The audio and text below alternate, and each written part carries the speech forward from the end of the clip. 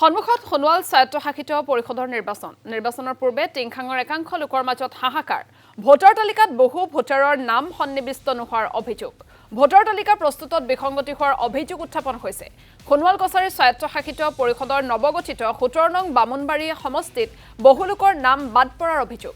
ঔফুলীয়া উচ্চতৰ মাধ্যমিক বিদ্যালয় ভোট কেন্দ্ৰৰ অন্তৰ্গত ভোটাৰৰ নাম কটা যোৱাৰ অভিযোগ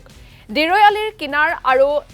ডিকসাম ব্লক গাঁৱৰ 40টা পৰিয়ালৰ শতাধিক ভোটাৰৰ নাম কৰ্তনৰ তথ্য ইয়াৰ বিৰুদ্ধে ক্ষোভ উচ্চাৰিছে বঞ্চিত লোকসকলে পৰিষদত যথেষ্ট দুৰ্নীতিৰ অভিযোগ উত্থাপন কৰিছে জনতাই আগন্তুক নিৰ্বাচনত স্বচ্ছ আৰু নিকা পৰিষদ গঠনৰ পোষকতা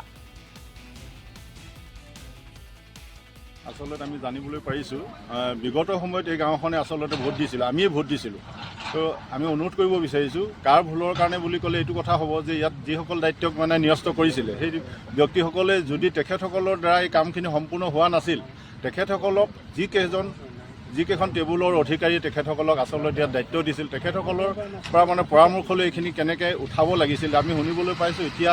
বৰ্তমান মেপৰ যোগেদি যিকেইখন গাঁৱৰ ৰাইজে ভোট দিব তেখেতসকলক মেপ এখন তৈয়াৰ কৰি মানে জমা কৰা আছে সেই মেপখন আমাৰ দিৰৈয়ালি কিনাৰ হিচাপে নুঠিলে আসলতে আমি ঔফুলীয়া গাঁৱৰ বাসী হিচাপে আমি ঔফুলীয়া গাঁৱৰ গাতে লাগি থকা আসলতে দিৰৈয়ালি কিনাৰ তো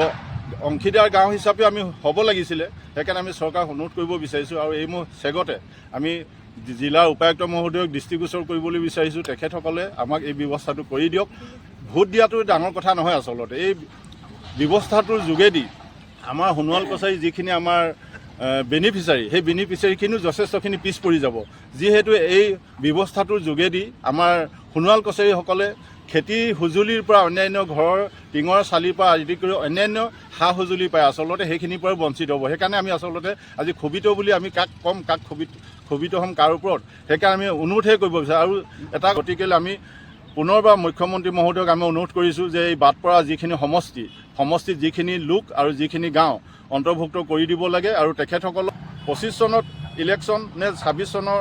প্ৰথম মাহতে মানে জানুৱাৰী মাহতে হ'ব বুলি আমি যিহেতু শুনিবলৈ পাইছোঁ মুঠতে আমাক ভোট দিয়াৰ ব্যৱস্থাটো কৰি দিব লাগে আসলতে আমি